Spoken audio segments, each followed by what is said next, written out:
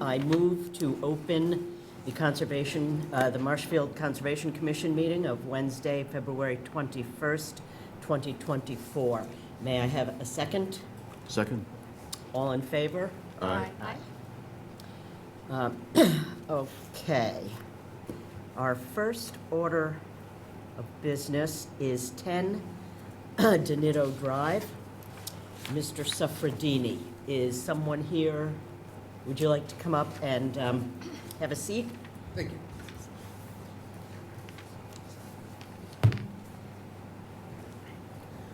So I believe you were here a year ago.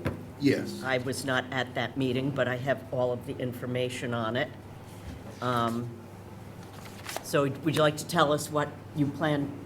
What I'd like hope to to do do? is just improve my existing foundation now.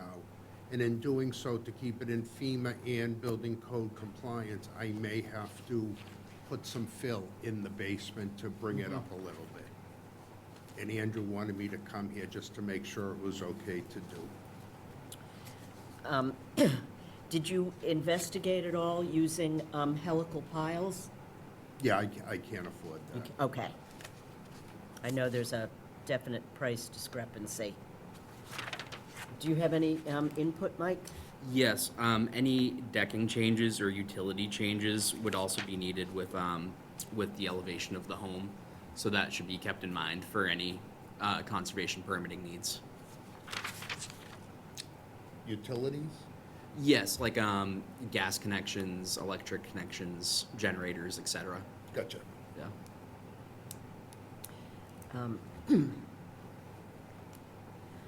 Yes, I believe, and Mr. Stewart has probably told you this, it's going to require that all mechanical equipment has to be elevated. Yes, all my mechanicals Yes. are on the first floor now, which would be elevated 8 feet Okay, higher. so you're aware Yes. of that and everything, okay.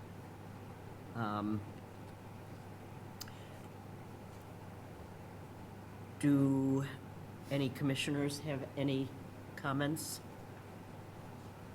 No, when this was in front of us before, I think I misunderstood that it was just gonna add on to the existing foundation. No, prior, I thought my only option was to make a brand-new cement wall. Oh, okay, I was not aware I could improve existing structure. okay, good, that clarifies it. So has it already been elevated? No, No, okay. no, I'm on a cinder block foundation. So this will be raising it up, filling the crawl space to grade, and you'll have flood vents at it. Yes, I know some of the houses around you have done that. yes. Yeah, Yeah, they've done the concrete walls. yeah. The poured foundations. Anyone? Any questions? Mike? This project will require conservation permitting, just to be clear. So that you'll have to file for a permit since the decks will be amended and changed, and also utilities, trenching of that nature will need to be involved as well. My utilities come in through the basement. Okay. But the decks, any footings associated with the decks, that would be removed and replaced. They'll just be added on to. Okay. So if there does turn out to be any impact to the subsurface, I should be addressing Chair Hannafin. My apologies. Yeah, there'll be no, But, I won't be doing any of that. Okay. Then it may not need conservation permitting if there's no effect to the subsurface. Are you going, you're going to have to raise up? Do you have decks and staircases and that are going to have to be altered? Yeah, they're just gonna, the deck, I already have the pilings in from an existing deck. They're just gonna be added to. Okay, so you're not changing out any pilings Nothing. or, Nothing at all. that should be Yeah. okay then. All right, I don't think we have any issues with this. you can tell Andrew that from a conservation perspective, it appears to And be, he'll receive a letter saying the same? do we give him official notification? Well, I guess it goes, I will notify him. okay. We'll notify him. All right, thank you very much. Okay, thank Thank you. Next up is 1187 Ferry Street. There has been some grading going on that seems to be outside of what was conditioned. Is there someone here to address this?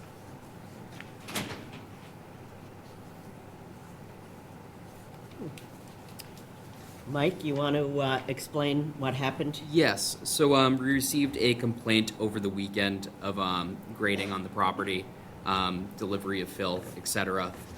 These are the site visit pictures from Agent Anoya and myself's site visit on Tuesday. As you can see, this area within the 25-foot buffer zone, specifically where it was depicted there would be no alteration, has an amount of gravel on it. There was also noted on the approved site plan that a tree would be existing in the backyard. That has been removed. There's a dumpster and gravel area roughly in this area as well. There was sand placed under the footprint of the proposed dwelling. And here is a picture from before the alterations. You can see the tree and the lawn area there. I'm not sure if Mr. Antonick, I see you're on. I'm not sure if you wanted to speak about this project. Sure. Hi, this is PJ Antonick from Oak Development. Thanks for, well, first off, I was on the meeting originally to speak about just some things I was going to be coming to the commission about, not regarding the stop work order. Because I was proactively coming to you to talk about some changes I wanted to propose. As you know, I did not do this from the beginning. I purchased this lot with this approved plan, and I'm kind of picking up the pieces as I go, so I'm not, usually because I planned everything from the get-go, I'm a little more versed in what happened in the past. Unfortunately, I didn't get that much information from everybody previous to me, although I did reach out. And so I've picked up pieces as I've gone here and done the best I could to make sure I'm up to speed. So I'm not sure, Michael, would you like to address what I was coming for tonight, or would you like to address this, or do you want me to kind of do both in sequence? You made, I mean, it's up to the chair for the discussion item. You know, they're sort of part and parcel of the same thing, so I would say, let us know, you know, what your intention was and why what happened. Yeah, so first off, I said to Michael, this is my first rodeo. I've done probably 35 houses on the South Shore. Half of them have been in conservation zones, or at least close to half. So I've been around the block and I understand what needs to happen, which is why I was coming to you proactively about that backyard. So I had originally brought in that gravel on the left side more just for temporary construction subsurface, because we all know that when you don't have gravel on a construction site, it can create havoc in the street, and in a conservation zone, you guys are never happy with that, and so I proactively brought it in. We had 2 dumpsters there back to back when we took the house down, and I had to push it further back in order to make room for them to actually get the dumpster off the truck. So I pushed the gravel back so that it wouldn't sink into the ground and create a mess that then tracked into the road. So I was unaware that you guys had a zone there that you wouldn't want us to touch. I assumed that I would remove that gravel at the end and bring it to the appropriate grade and plant and seed accordingly. So that was a fault, you know, that was a mistake on my part to push into that area. Although I did have a stop work order, I did today, when I had to move my machine out of there, I actually just pulled it back so it's not in that area any longer. And I have the dumpster being removed. during the pile installation, and then we'll bring one back. That way, we have no issues.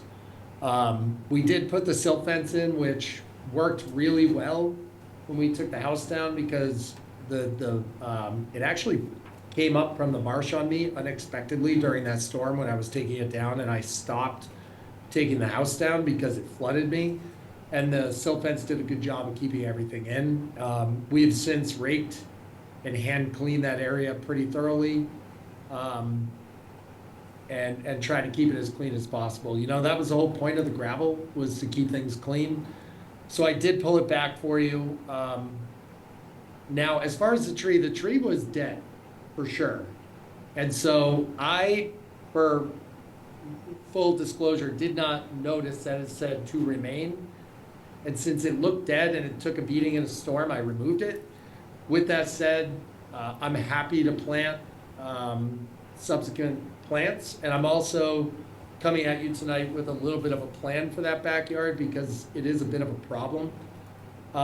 So what I was coming to you tonight was to ask if you would be agreeing to an idea I had regarding that backyard, and what you would like me to do if I were to propose that, whether we could decide on a call like this, or if you need me to submit a different application. If you'd like, I could share my screen and go over that, but I'm not sure if I can do that. Before we do that, I would say you inadvertently hit on the crux of the matter here when you said that during that storm, the marsh crept up on you and surprised you. This Correct. is a chronic problem flooding area, and that's why we are so stringent on grade changes and bringing in any kind of fill material without Yes, our I respect that. permission. Can you put up the approved site plan? Yes. Actually, I would like to do that so I could walk you through what I envision, and you guys can tell me if I'm right or wrong. Is that okay? Yeah, can you do that off of his, or? Yes, I can give you access. Yeah, And by no means am I looking to be argumentative. I'm not trying to do things behind anybody's back. In fact, I'm trying to be proactive here, because I understand the sensitive nature of this spot. I mean, I witnessed water come over the wall under the house across the street, and all of the gravel from the neighbor go onto my property and out the back before I took the house down, right? Before the silt fence was in place. So I understand the ramifications of the floodwater, and I knew that it flooded in the backyard. I just wasn't expecting it that day when I was there. So if I could share my screen. Yeah, I gave you access. You should be able Great, to. thank you. Are you able to see? That is not the screen. Are you able to see the screen with the plan? Yes. yes. Okay, so if I were to zoom in here, well, first off, I'd like to zoom in. It might not let me zoom. Over here, we see an elevation of 7.1 on top of the septic tank, okay? Which is obviously up here under the house, which is not what we're really talking about. A couple points I want to make here. The original owner had proposed a paver driveway underneath, and I actually would like to remove that, because in a flood zone, I don't think it's the right choice. I don't think it drains like people say they drain, and I just want to do gravel under the house. So that's point number one. Point number two, there we go. Right now, I have the silt fence up, and this is the area in question and in the back here, like basically from the back of the house to the silt fence. This area obviously is prone to flooding. It's very wet, extremely wet. Even when there was grass, I was stepping and my shoes were soaked and going about an inch deep into the grass. If I could show you this photo here. This photo was taken like when I put the silt fence in before any work was done. And there was no floods subsequent to 2 or 3 weeks prior to that. And this was the backyard. Obviously, extremely wet. This was during the flood. And one of the things I wanted to mention was the fact that the neighbor on this side, their backyard is roughly 2 feet above me. And then on the other side is 3 feet above us. And this gives you an idea, which is why I stopped. And I subsequently cleaned all of this up. You can see how high the floodwater went, and you can see how high the neighbor is here, right? So this is obviously not great for the use of the yard. And so what I was going to propose was in this 1,200 square foot area here in the back, I was gonna propose doing coil logs across the back, which I've used in other sensitive areas in Hingham along a marsh, and bring this area up slightly, not higher than the neighbors, in order to allow this area to be usable. Now, the gravel you saw got pushed to about right in this area here, and I have since taken it back, and the sand as well kind of got pushed over into here. So today, before I left, I have removed, there you go, hold on. I've removed the gravel and the sand so that it's not touched. So my ultimate goal here is to work with you to see if it's possible to put coil logs across the back and bring this elevation up about 1.5 to 2 feet. So if I bring this back over, this will be a 7.1 in here because the tank and the driveway and everything. The back is currently right now 4.8. The neighbor is at around 6 on this side, and around here it's around 7. And I want to bring this to 6 in the back with clean sand.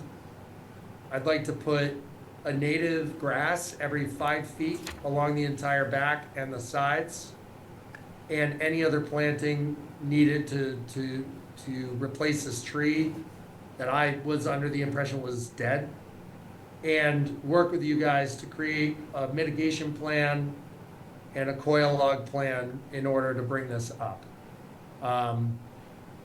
That's kind of the overall thought here. And this is why I was actually on the call originally, was to discuss this idea. I do take the blame for pushing that gravel a little too far. And I apologize for that. And I have removed the dumpster and I've removed the gravel.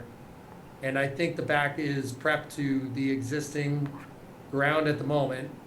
Obviously, if we were to move forward with this proposed plan as drawn, then we would be loaming and seeding the back and leaving it as is.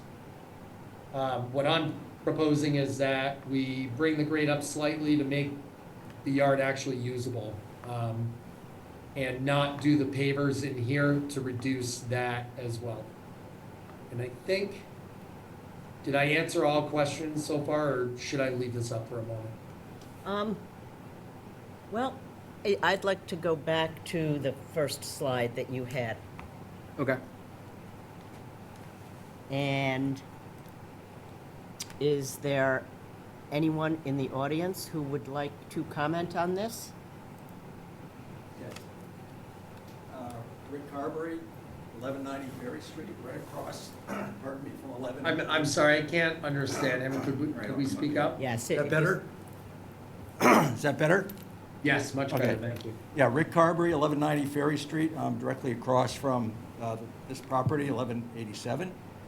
And what prompted my call to the Conservation Commission, sitting in my office Friday afternoon, I saw 2 PA Landers trucks show up and dump 2 big loads of fill in the lot.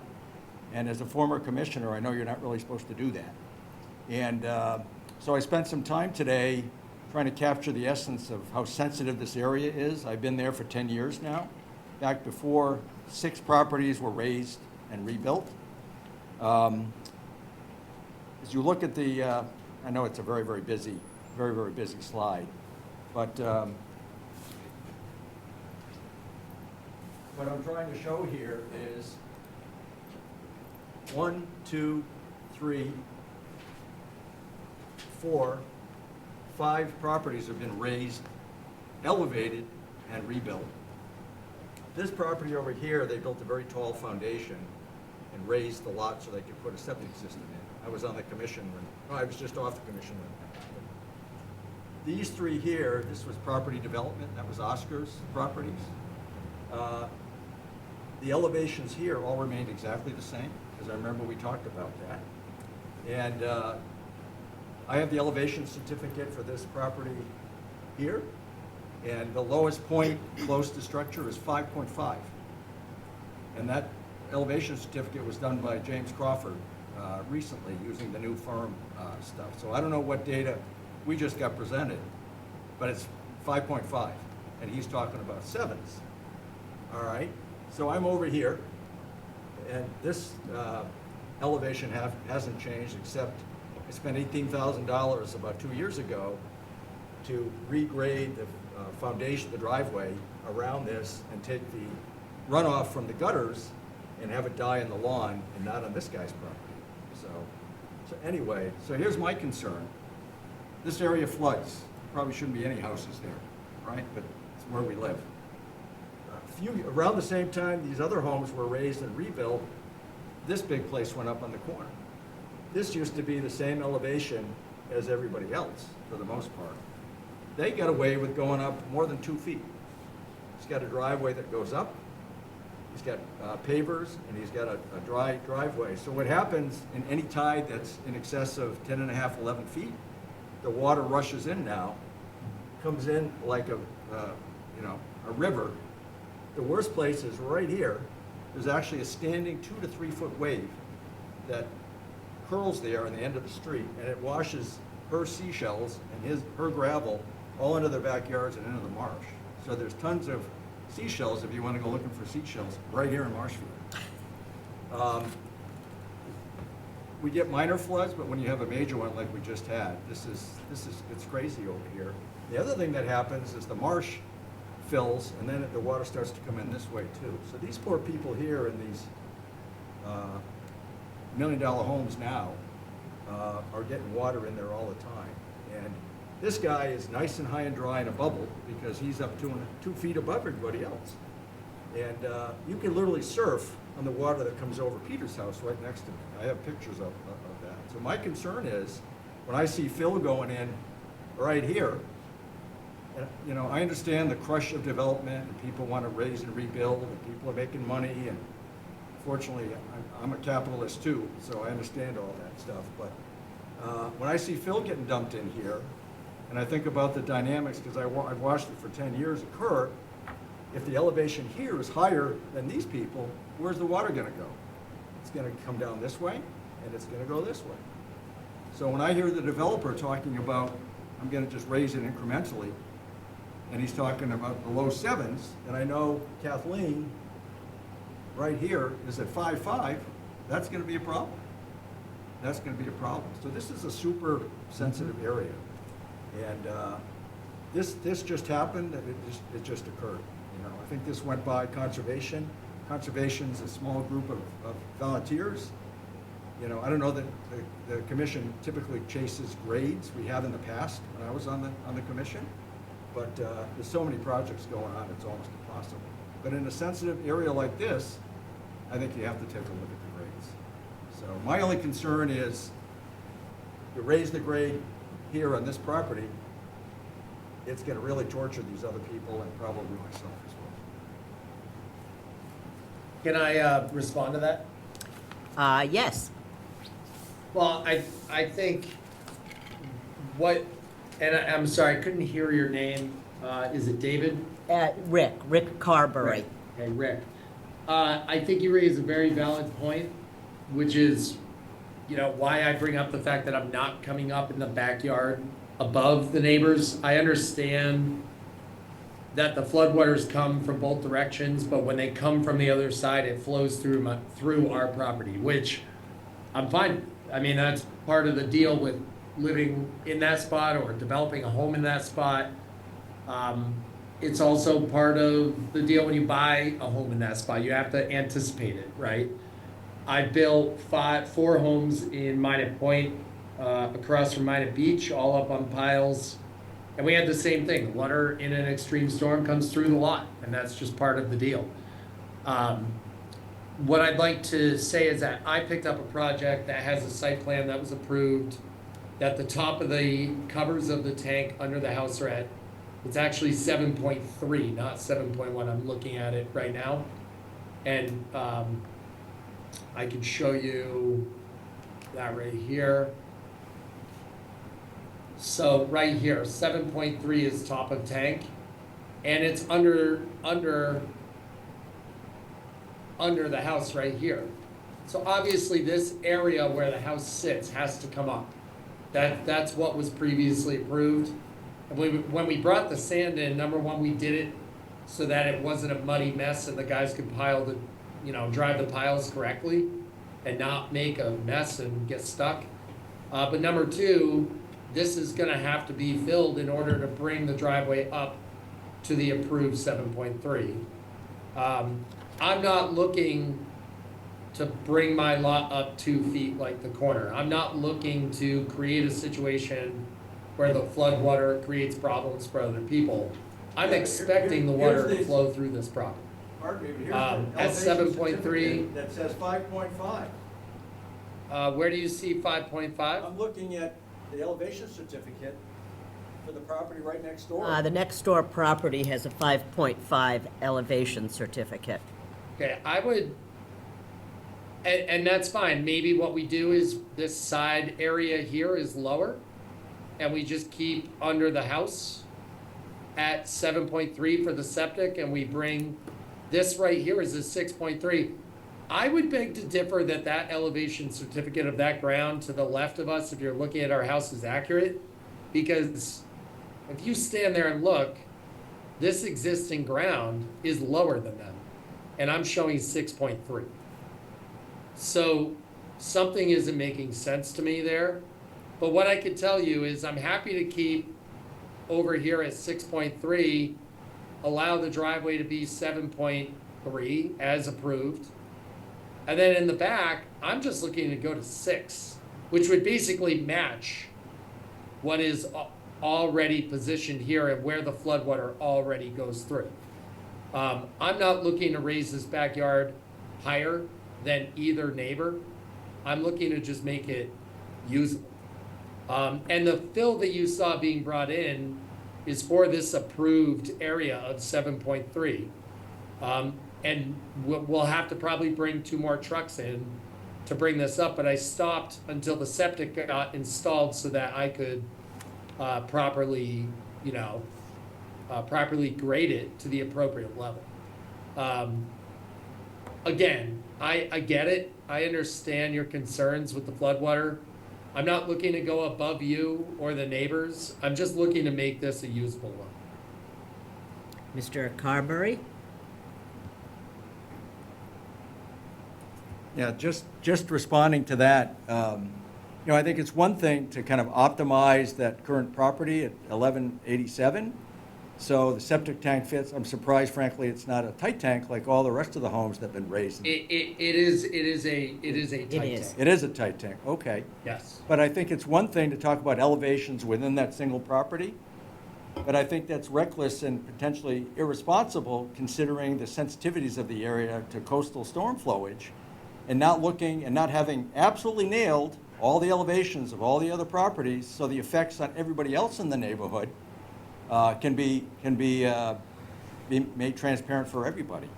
Well, Rick, with all due respect, I don't appreciate you saying I'm being reckless when I come to the commission with a plan proactively. Well, I'm to try sorry, to figure how do you this think out. a former commissioner is gonna respond when 3 dump and trucks show what up I and will start dumping say- fill across the street from his house? Okay, and that's fine and good, Rick, but at the end of the day, I need to bring this area up to 7.3 per an approved plan that I adopted when I purchased this property. Now, I am happy to not have 7.3 go across the entire property.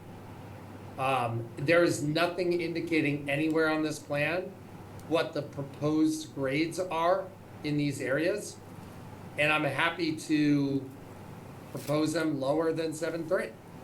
And I'm not being reckless, I'm being proactive to try to figure this out.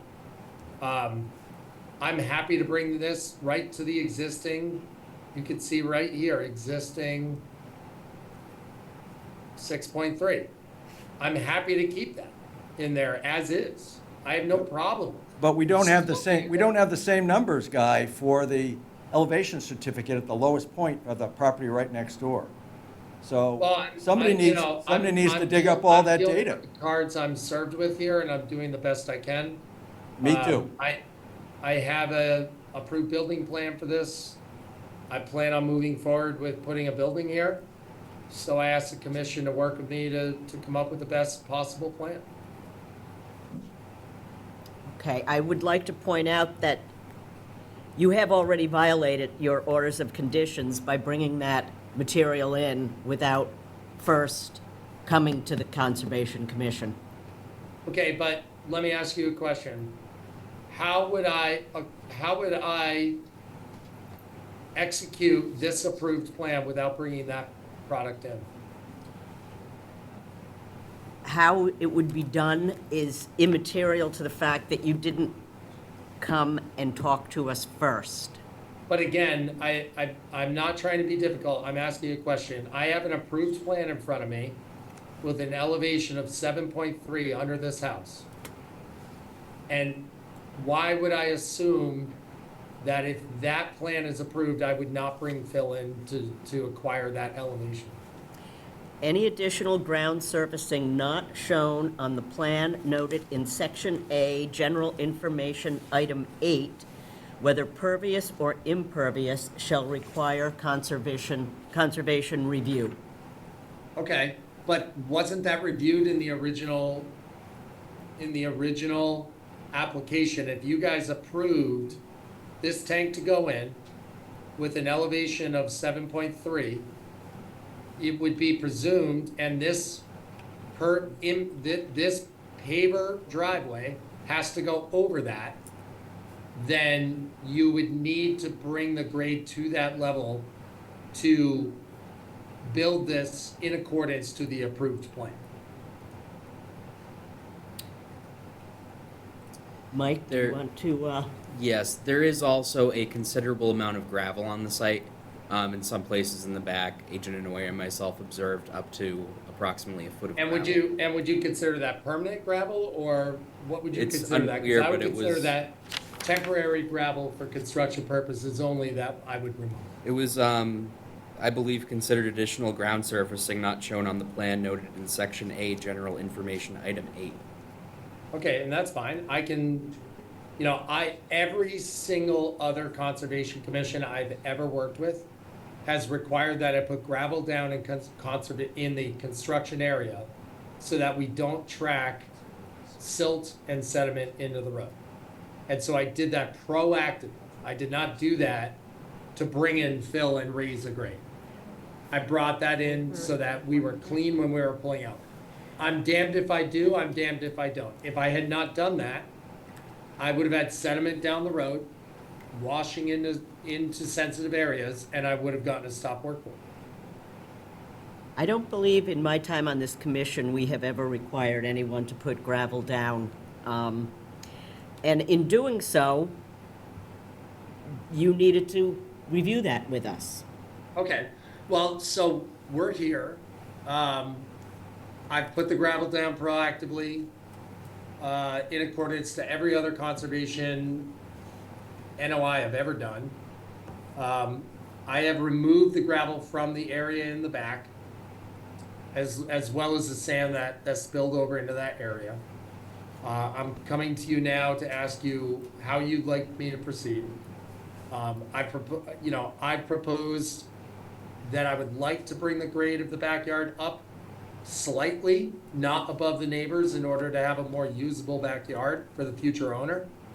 I'm happy to formalize that in a different application if you'd like, with a plan with all of the specifications of the mitigation. What I have here, I just did on my iPad. but we're happy to, work with a botanist to come up with a solid plan to present for that back area. As far as the front area, I guess right now I'm requesting that I bring clean sand in to attain the elevation that I need to make the plan that was previously approved work as approved. So I guess at this point, I would ask you what the next steps would be. I've got a question, sir. Can we see the title block on that plan? Title block, what do you mean by that? Over here? Yes. Now, I did not engage Gordiski Engineering, that was the previous owner. I did reach out to him and he was less than helpful, for full disclosure.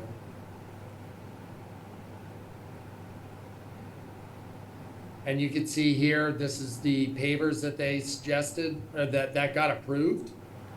That I don't plan on doing, I plan on doing clean sand. I'm looking at the minutes right now. The minutes said to be a crushed stone driveway. Mike, did you pull the drawing for this? Yes, I Pull can the pull it folder. up to the screen now. Is this the same drawing we had? Yeah, it says there will be a crushed stone driveway under the house, and silt sock erosion control is proposed at the limit of work. The site plan we have on record does indicate permeable pavers. I will share that right now.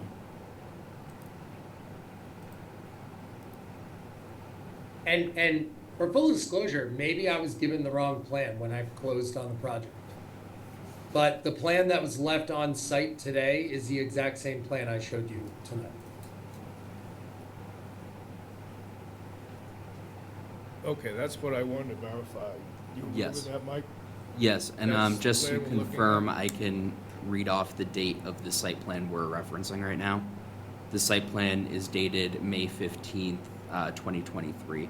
Looks like there's And a small typo. that does match what I have in front of me. Perfect.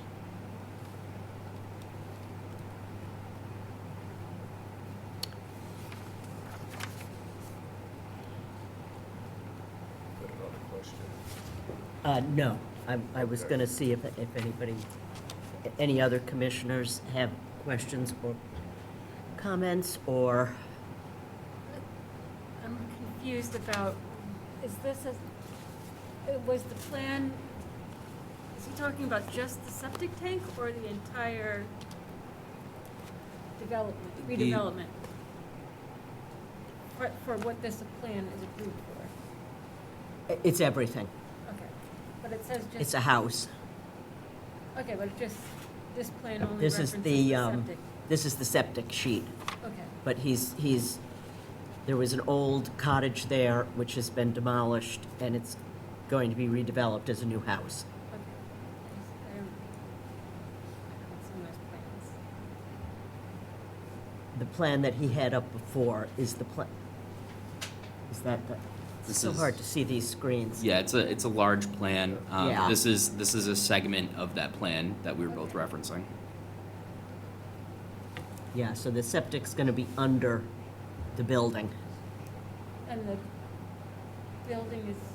new building is gonna be on driven wooden tiles? Yeah, that's correct. So the new building is on piles. It sits, I don't know the elevation off the top of my head, but it's similar to the house across the street. It's up high, over, about 8 feet above ground. And that, again, that's an approximate number off the top of my head. The septic is underneath in between the piles, and there is a proposed, there's an approved paver driveway over that. And to be honest, in order to accomplish the paver driveway over the tank, you would end up being much higher than 7.3, which I don't want to do. In order to have a 2-inch paver plus, the substructure on top of the tank, it would be higher. So that's what I don't like about this plan, is it's not very clear as to what's happening here, right? It doesn't say what the elevations are left and right of the house. It doesn't say what the final elevation is of the proposed permeable pavers. And so what I would like to do is just get rid of the pavers. I think it's better for a conservation area, and it's better for drainage.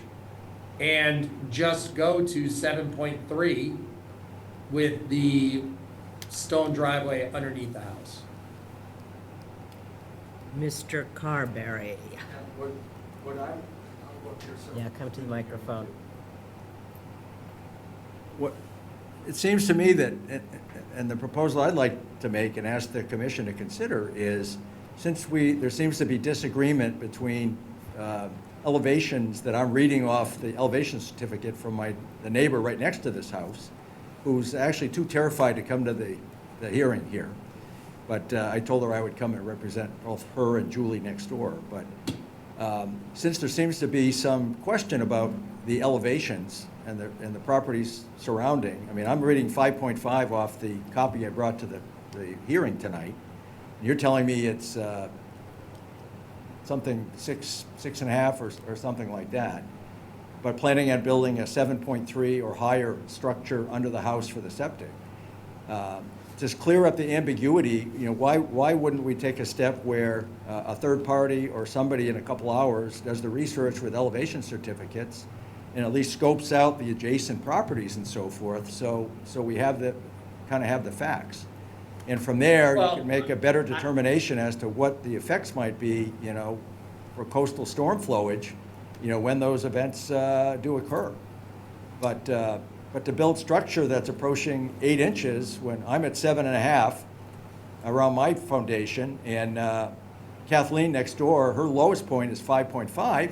That's what her elevation certificate says. Not going to be happy about that. And I think. You know, while you're optimizing the project, you know, that you bought and trying to, you know, put a nice house there and sell that house and make a profit for your business, I get all that. But it shouldn't come at the expense of the neighbors having to endure, you know, additional water because we didn't do our homework on elevations. Well, Rick, what I could say is it's not my responsibility to create elevation certificates of neighbors. But what I can tell you is the existing grade, according to this plan, of the edge of the pavement in front of her house is 6.8. I can tell you right now, just by standing there, that it is level into their driveway. Now, you just raised a good point that 5.5 is her lowest point. But what's the definition of her lowest point? The back right corner by the marsh? I don't know what that is. But anybody in this room or on this call could stand in that street and look at that property and confirm that it is level with the street.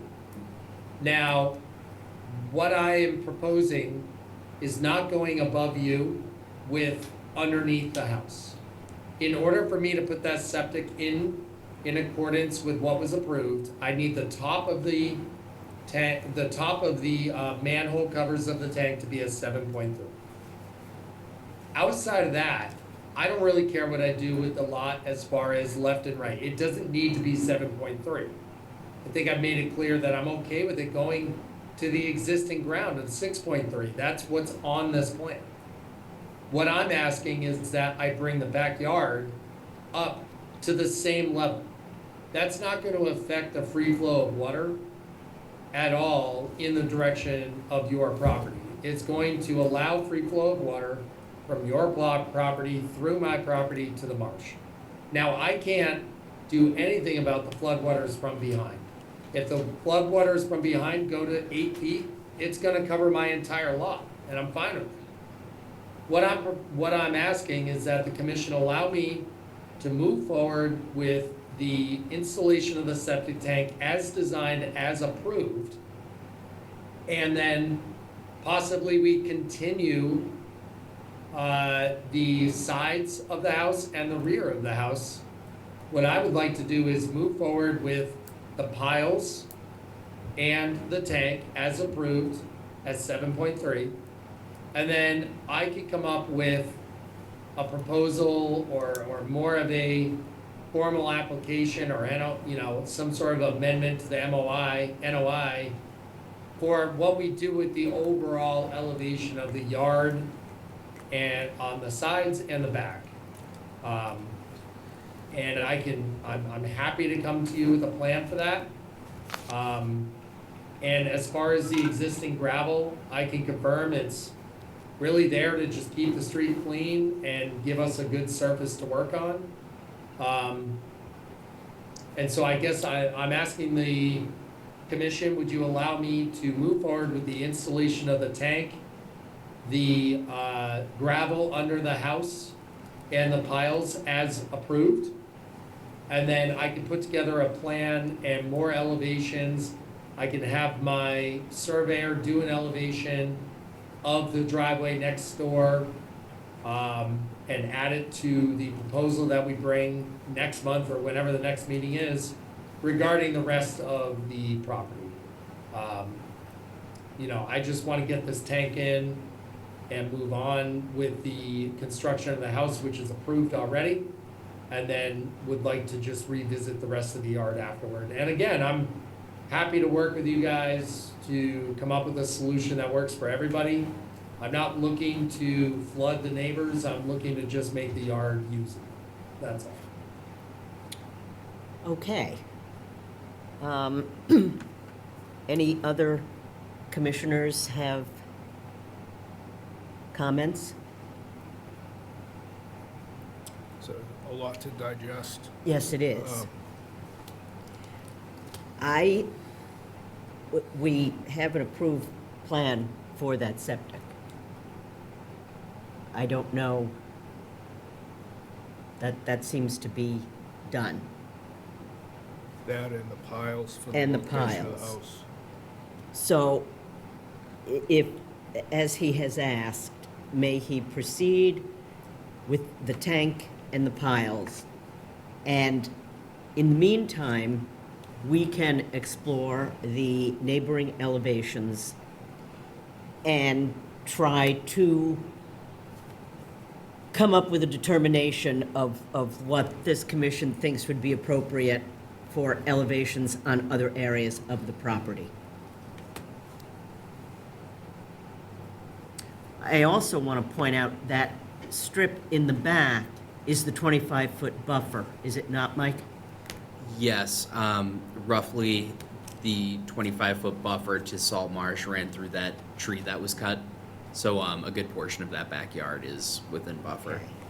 If you note it on the site plan. I think the Conservation Commission owns the property. It is conservation Yes. property behind, yeah. Now, the plan does ask us to pump out those existing cesspools. So I am going to have to do work back there to get those exposed. I'm kind of scared to do it because the groundwater is at the surface. I'm not exactly sure how to deal with that, to be honest, because I feel like by digging those up and exposing them, I'm gonna do more harm than good. Part of me feels we should just leave them in the ground the way they are, but I would ask the commission to advise me on how they want me to deal with that, because honestly, the groundwater is at grade back there, which is why I'm asking to bring the grade up. Part of me says we should just leave them, because I think we're exposing ourselves to contamination that could do more harm than good. That is a Board of Health issue. If you make any change to that portion of the plan, I think you need to go to the Board of Health. Well, I'm happy to dig them up and pump them out, but just let it be known that I'm going to be back there with a machine digging them up and pumping them out.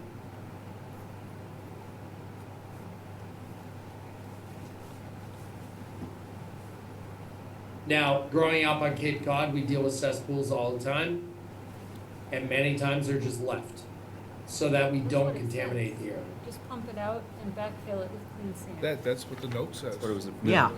pump it out and backfill. Which I'm happy to do, but that means I need to bring fill in, which I just got a stop work order for. Pumping out The cesspools and backfilling is a separate issue. If you need to backfill them, you need to backfill them. That's on the approved plan.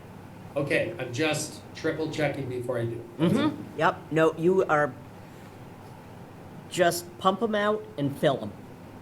Got it.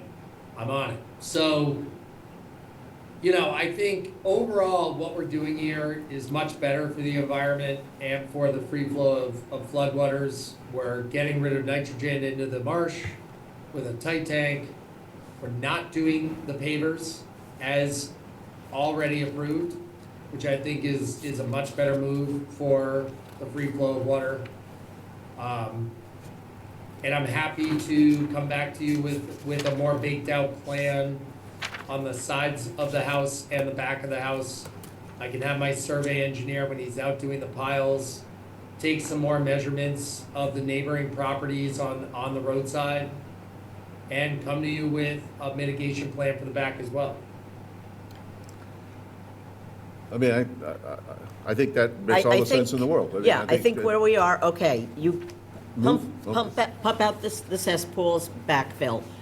Put the tight tank in, drive the piles. And Great. we will then treat anything else that goes forward, separately. In the meantime, we will look at elevation certificates. And, yeah. Yeah, I think that's a fair compromise. I mean, again, I'm not here to argue, I'm here to be proactive and make this a success, that's it. Corey. Are you an engineer, sir? I'm not, but I've been around engineer prints for 43 years, and I'm not a certified engineer, but I know them quite well. Corey? I just wanted to know if there was any contours shown on the plan. The only contour, to be frankly honest, is, Mike, if you stop right there, see the existing tree that I stupidly removed? That's really the only real big drop, is from there back. Forward is fairly level. There's not a huge amount of deviation. It's the back half of the property that drops. You can see it goes to 4.7, even 4.5 in the back, as opposed to 6.3 in the front where the driveway was. I mean, I think that we should try to add some topography to the plan. To the so plan? we can see how it, When Flows in the I larger- have my surveyor come up with some sort of indication of a mitigation plan, I can have him add some more topography. yeah, not just spot elevations though. Like actual. Well, yeah, clearly that did not work with this one, right? Yeah. Yeah, so, okay, you're going to proceed with the cesspools, the tight tank, the piles. Any other deviation from anything on this plan as it stands now has to come back to us before you act on it. That's fine. When is the next meeting and deadline, Michael? The next meeting is March 6th. Yes, the deadline has already passed for that meeting. The next meeting following that would be March 20th, and the deadline for submittals for that meeting is March 6th at noon. Okay, I'll see if I can make that. It might be the following meeting, but I can move forward with everything else perfectly fine. I think we have plenty of time to get this sorted out. I'm happy to work with you guys proactively however I need to. And I think you'll be happy with the plan I propose. All right, thank you. We'll see you in a month or A so. month-ish. All right, thank you all. Thank you. Take care. All right, that is the end of our business items. We're going to public hearings, and I'm going to shift the order on the agenda, and we're going to take SE 423077, 0 Ridge Road first. And Mr. DeMayo is here to present. Thank you. I'm sorry, Harbor Master DeMayo.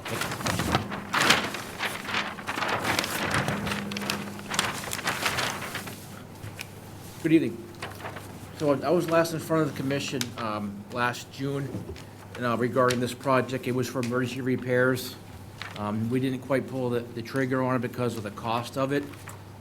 We researched the prior Chapter 91, which there were some 91 permits for this, but they dated back to the 50s and 60s. It wasn't what currently existed. I did attempt to get some state funding for the permanent engineering portion of this, but that was not successful. So we held back on the emergency repairs, and we shifted gears, submitted a CPC article, which the CPC committee approved on October 10th in the amount of $669,700. This will be a complete revamping of the whole parcel and property. Obviously, that still has to go to town meeting, April 20th, 22nd, for town meeting approval, obviously, so that's still tentative, but barring that, I still wanted to move forward with the permit process, because that's the most stringent part. Obviously, we have the DEP file number now, and so I'm here tonight to present the preliminary plans that were proposed so far, which is up on the screen there. So I gladly entertain any questions. I know we did some site visits, and you guys are in possession of some of the pictures of the erosion and things like that, which is a huge safety problem, obviously, but I think, talking to a few people that use it around quite a bit, that we can make it much better for the future. Sea level rise, coastal resiliency, make it nicer for the future. We might as well just fix it once and for all without wasting tax dollars and waterways funds for Band-Aid approaches. So that's what I present to you tonight. Okay. Mike, do you have comments? Yes, the project will take place in the following resource areas: riverfront, land under ocean, coastal bank, rocky intertidal shores, land containing shellfish, and land subject to coast storm flowage, flood zone AE10. An emergency cert was voted to be issued on the June 21st, 2023 public meeting, but was never issued due to costs, as Harbor Master DeMayo indicated. We received DMF comments today. The DMF recommends as follows: that all staging and storage of construction equipment and material be located on the upland side of the project site. Fuel spills will adversely impact sensitive resource areas, and impacts to resource areas can be avoided by prohibiting all land-based equipment from being refueled on site. If it is refueled on site, adequate containment and cleanup materials should be stored to minimize impacts. And then to protect diadromous species, the Mass DMF recommends the use of appropriate containment techniques like silt curtains during pile installation to prevent siltation in the marine environment. And that's all noted in the Mass Department of Marine Fisheries letter from today, actually. Let me take a step back. I failed to read the legal ad. In compliance with the regulations of Massachusetts General Laws, Chapter 131, Section 40, the Wetlands Protection Act, and Code of the Town of Marshfield, Chapter 294, Wetlands Protection, a public hearing will be held by the Marshfield Conservation Commission on Wednesday, February 21st, 2024, to consider the notice of intent filed by Marshfield Harbor Master Michael DeMayo. Okay, I'm sorry. That sums up You my just, comments. okay. Yeah. I have a couple more comments to make as well. So I do have the certified abutters list that was pushed out with the help of the assessor's office. I have that here. I think it's with the package. I submitted the letter from CPC, administrative assistant to Mike and Liz today. And then also want to note out that I am working with the neighbors and people that frequent this area quite a bit for more public access, like a viewing aid or benches, things like that. Some vegetation, like saltwater plants that are taller up there for that. With this project, we're proposing no cofferdam. It's in the NOI that we're going to use concrete 3 feet by 12 feet pads that kind of interlock together with stainless steel bolts. They're about 2 inches thick. Get rid of the asphalt with the tar. It's not really good for boat ramps anyway. It's very slippery. We have had issues up there where folks have broken their hips, fall off the trucks, some injuries up there. So we're hoping with the taller grooves, it'll make it much safer. keep the cars and trucks out of the water versus in the water, obviously for environmental purposes. But you also see the old skiff dock that is there as well.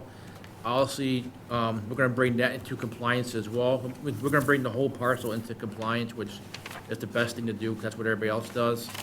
So, I'd be misleading if I didn't say that that skiff dock may be potentially tied in to the southern portion, which is currently proposed. I wanna make you aware of that. We're still, the NOI's filed, but as I talk to more people that have an interest in this, some more ideas have come up. So if we can maybe arrange it in the future potentially, if it's even possible, budget and permit wise. I just wanna make it the best dock possible, the most bang for our buck for the community, and that way the most people get most use out of it. There was a comment brought up at CPC to have some of the docks with a step-down approach on the backside of the floats. So folks that passively recreate with canoes, kayaks, paddleboards are not on an 18-inch dock, 2-foot dock up on pilings, that they can step down and get access to the water, similar to the docks at Peter Uggle Park. So that was discussed, and that will be implemented as well. That came from the CPC commission. So I'm all willing to meet everybody's needs as well as the ADA compliancy as well. That's why, And the new one will be handicapped accessible. yes.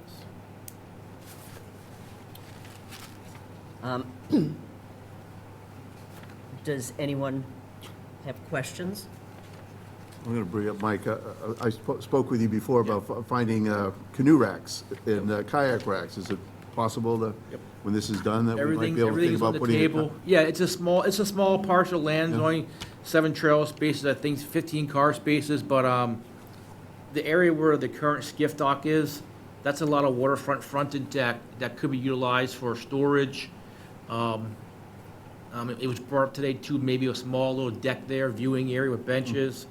I think it doesn't make the most sense having that skiff dock where it is, bringing it over, maybe potentially tying in, if we can do it, engineering, obviously, tied into the new proposed 80-foot long skiff dock, docks. That may make the most sense. It'll pull things away from the yacht club, give them some space as well. It'll actually get us into deeper water. And then it will provide more public access for that portion of the lot where the handicap parking is. So I think like some benches there, kayak racks, things like that, may be a good option. I'm all for suggestions, like I said. I'm trying to get ahead of the permitting and filing it, so if I do have to come back, I'll come back. But as you know, the 91 license takes forever, especially with the Army Corps process. But if I can get the permits in the right direction before town meeting, we're just 5-6 months ahead of the game versus starting from zero. And hopefully, potentially, get this going in the fall, potentially. You do know you need to go to the ZBA? Yep, Okay. yep. Oh, yeah. Yep, okay. Each box I check now versus waiting till after town meeting is just being proactive to push the project along. Like I said, I'll probably be back in front of you at some point if there are changes, to get your blessing.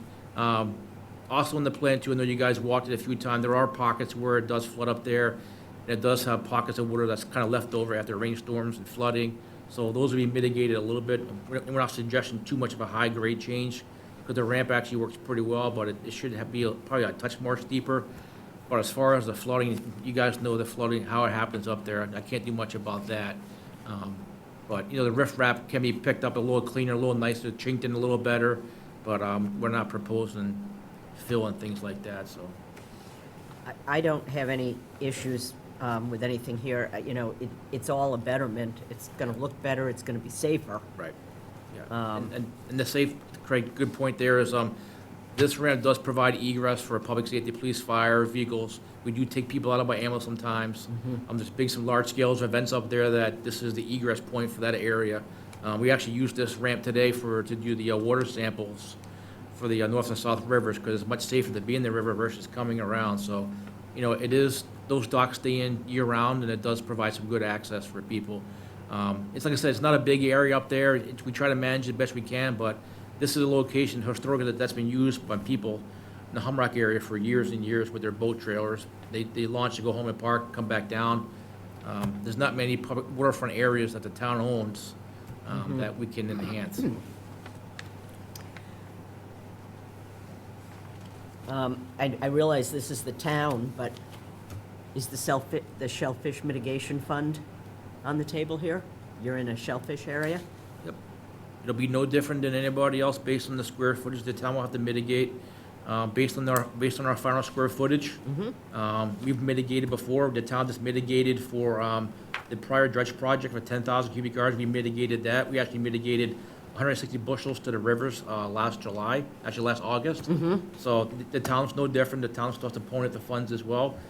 10 years back, in 2009, 2010, the town also mitigated 140,000 steamers to the North River on the prior Green Harbor dredging project. So, no different than a private owner, the town Okay, has to I didn't know mitigate if you as got a well. pass because it's the town. I'm not looking for a pass. Okay. You know, it's the same standards, so. And it's more Okay. clams for people to get, so.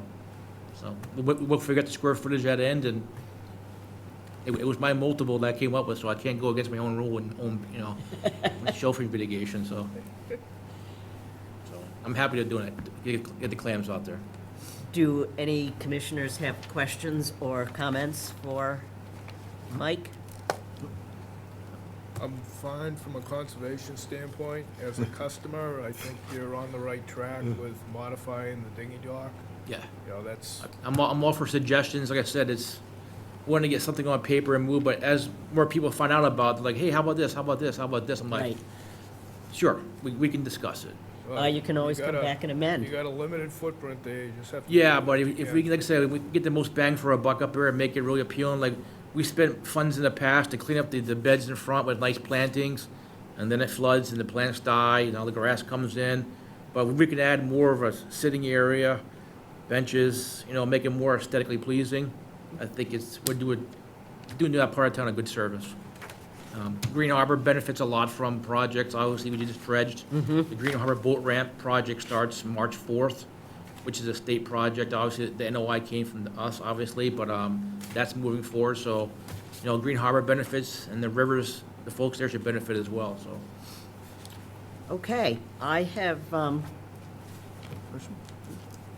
I move to, oh, I'm sorry, Aye. Mike? Suggest the following special conditions for this project. General conditions 1 through 18, prior to construction conditions 5 and 2, during construction condition 11, after construction condition 1, erosion control where applicable condition 1, and then observe DMF comments as noted in the February 21st, 2024 letter, and also the shellfish mitigation based off of the square footage. All right.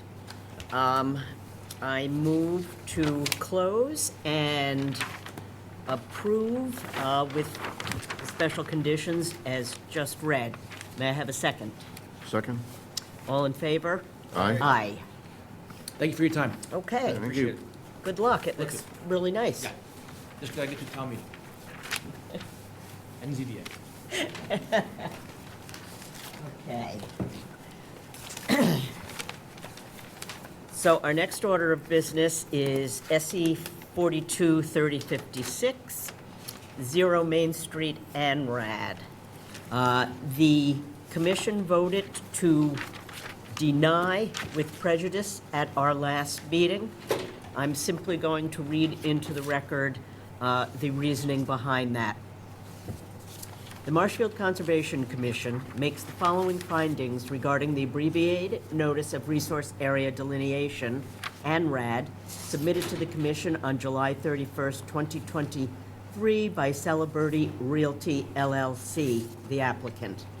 The applicant's representative, Mr. Greg Morse of Morse Engineering, appeared before the Commission for a duly noticed and advertised public hearing on August 16th, 2023, on a proposed ANRAD for 0 Main Street, during which he reviewed with the Commission a plan which was submitted as a part of the WPA Form 4A, signed upon information and belief by Mr. Larry Agniti, owner.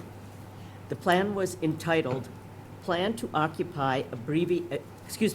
Accompany Abbreviated Notice of Resource Area Delineation, dated June 15th, 2023, at an engineering scale of 1 inch equals 60 feet.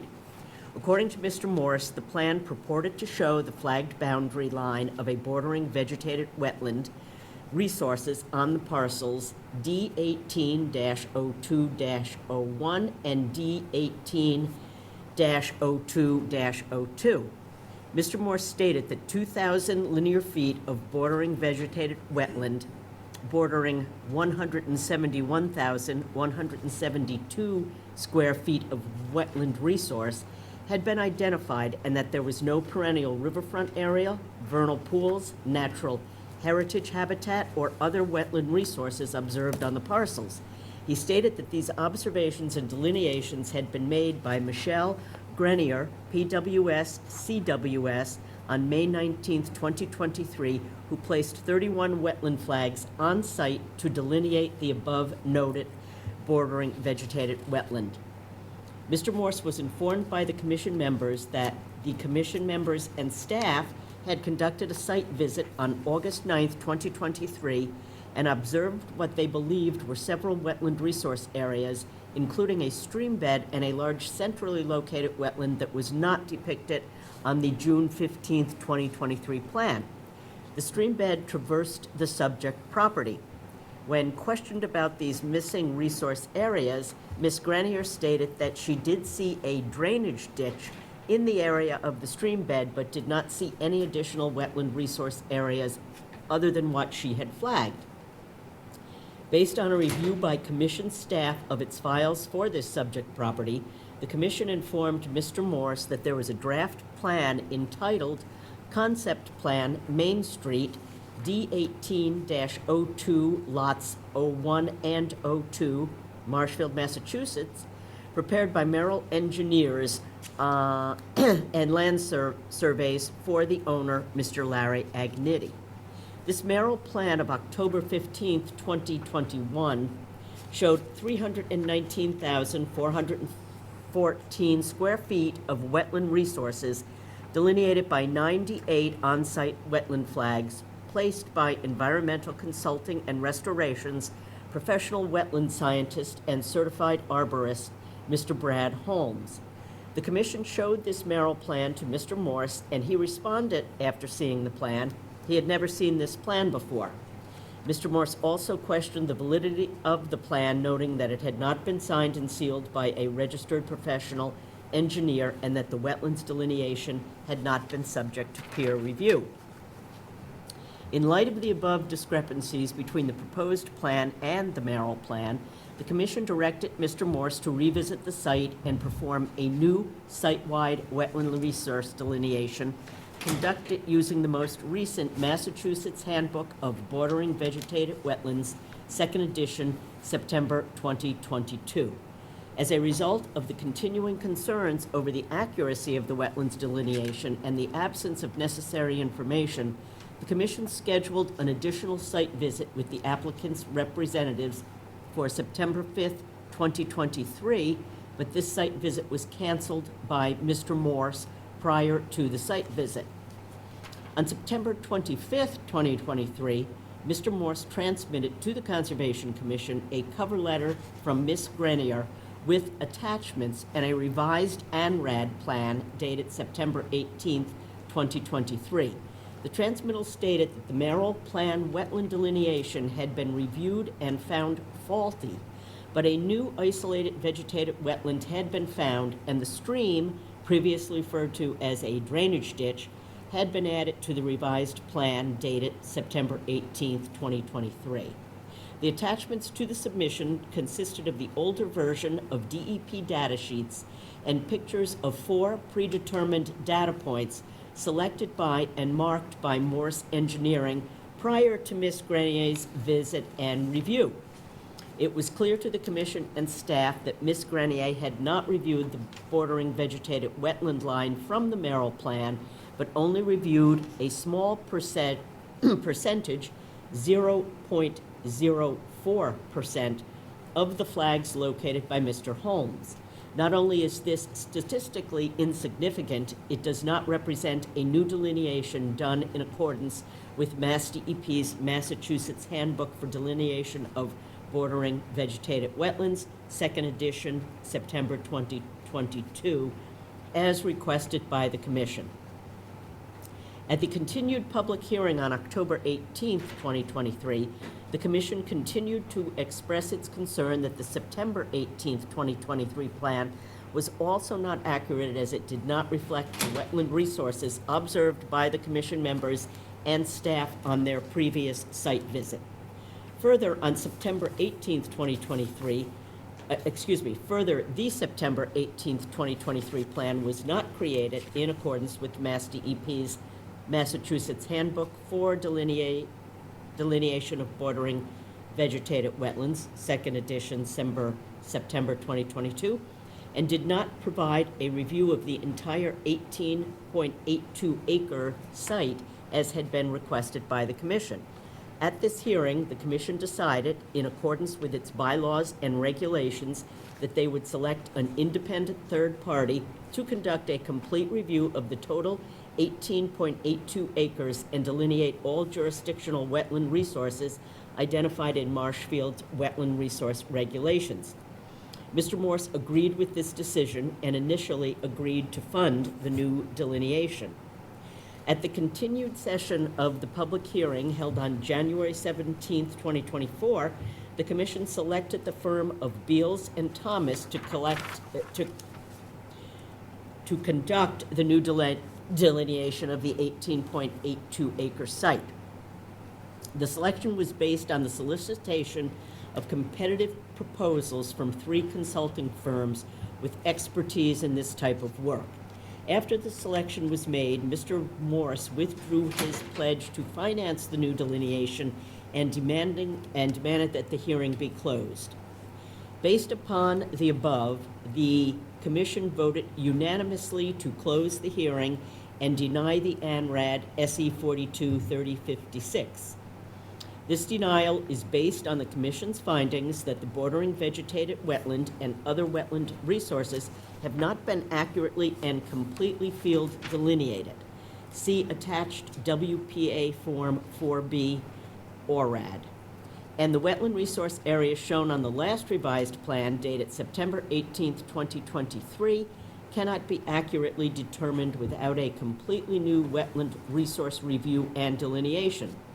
Further, the applicant has refused to pay for the Commission's chosen third-party expert consultant selected in accordance with Chapter 505 Marshfield Wetlands Regulations, Article 5.0, General Definitions, Paragraph 505-105.1.b, Wetland Delineation.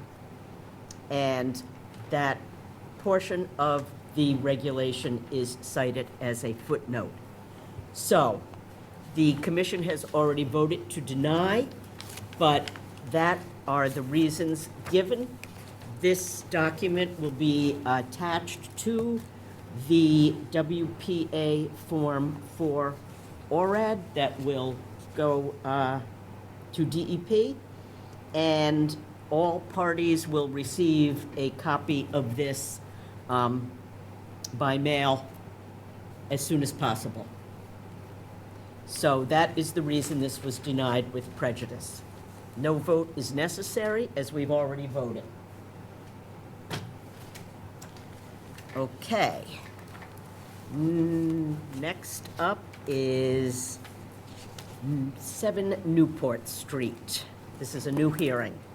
In compliance with the regulations of Massachusetts General Laws, Chapter 131, Section 40, the Wetlands Protection Act, and Code of the Town of Marshfield, Chapter 294, Wetlands Protection, a public hearing will be held by the Marshfield Conservation Commission on Wednesday, February 21st, 2024, to consider the request for determination of applicability filed by Barbara Wild regarding 7 Newport Street. And the hearing officer is Commissioner O'Donnell. Thank you. Michael, are we all set with, I guess, butter notifications or DEP number is not applicable, right? That is true. All other administrative requirements have been met. All other administration, okay. Is there anyone here to talk about this project? Okay. Yes, I'm here to talk about it. I'm sorry, could you identify yourself? Yeah, Oh, it's my name KB? is Ken Braun. I'm the contractor building this deck. Okay. All right, Ken, this is John O'Donnell. I'm the hearing officer. I went out and looked at the site last week, but I'll let you lead the discussion. So we're just looking to remove the deck that is there, and put in a new deck in its place.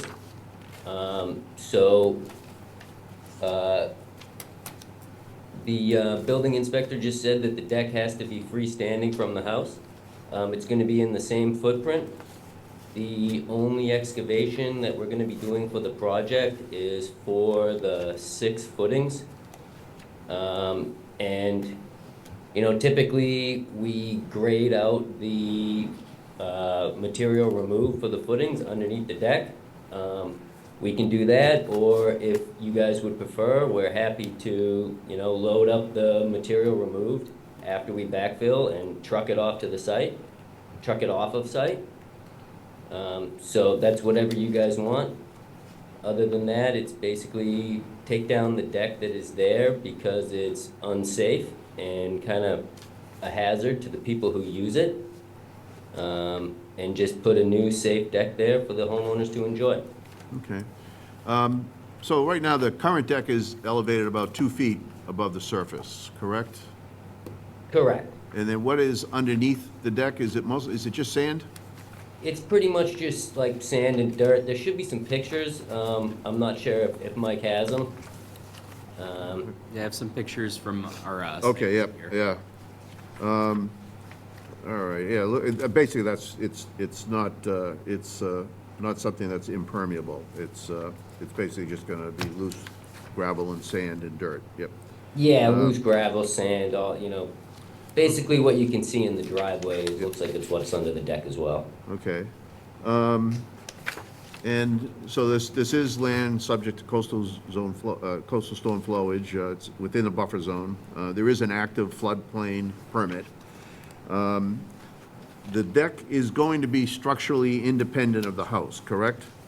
Correct. All right, and that's to be designed to remain intact in case of flooding. It looks like it'll be about Correct. 2 feet above the ground. In the current pictures, there are no risers on the stairs, so the new steps will not have risers, right? It'll just be open as in the pictures? Well, the code reads that I have to have closed risers. Actually, what the code reads is you can't have any gaps in the deck larger than 4 inches. So if you want water to be able to flow through yep. the risers, you know, we can, if that's what you're getting at, we can leave a gap as long as that gap is less than 4 inches. Okay, so I'm talking about, maybe I misspoke, the area above, between the steps, right? Mm-hmm, the risers. The risers. So that's gonna be. Yeah, there should be a picture, of Of the existing. the existing, yeah. Yeah, so the new stairs will be like the old stairs, correct? So the water Well, can that flow wouldn't be through. code compliant with building codes. They want you to have, they don't allow the open risers anymore.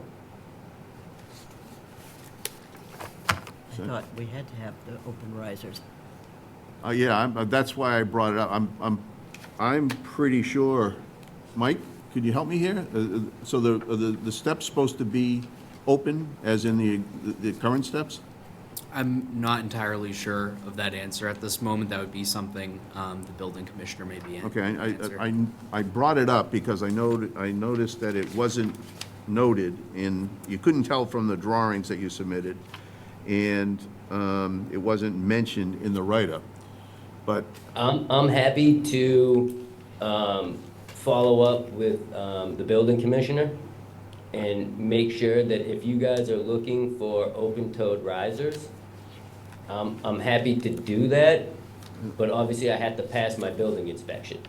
yes, well, let's clarify that, because I think the situations that I've been involved in, situations, you know, in steps on decks in this area, the area is supposed to be open so that water can flow through, as opposed to be impeded by the risers. So, let's clarify that. Am I missing something? Because I think No. every time that I've Yeah. seen projects like this. They want open, The steps are supposed to be open. For And that's fair enough, and I'm happy to do that. Okay. That's, you know, not an issue at all for me. All right, so how do we document that? Can we still go forward? we With- can go forward with- and, do whatever we need to do to approve it Okay, with the condition that you get with Andrew and clarify the steps. Perfect. And if they need to be open, then we need to specify that in the condition. That sounds very fair to me. okay. All right, anybody in the audience or on Zoom here to discuss this or talk about it? Any questions from commissioners? All right, Do you want me to truck the earth removed out of there? I don't think it's necessary, Michael, do you, or, this is gonna be for the, what do we have? Piles. For the footings? I forget what is it? Yeah, the footings. It's a- There are existing sonotubes there. 6 concrete footings, pardon me? Sorry, there are concrete footings in place already. Yep. So they would just be enlarged, and the amount of fill from that would just be spread evenly underneath that proposed deck. Yeah, that's what I was assuming. Yeah, it's not gonna be a substantial amount Yeah. of earth that I'm removing. Yep. Okay, all right, so, We'll just grade it out and spread it evenly underneath the deck. all right, yeah, no, because there's plenty of room there, so. Michael, do you have any special conditions you want to note? I would suggest the determination of applicability be issued with a +5 and -3, a -2, which determines that the work described is within an area subject to protection under the Act, being a floodplain VE 13.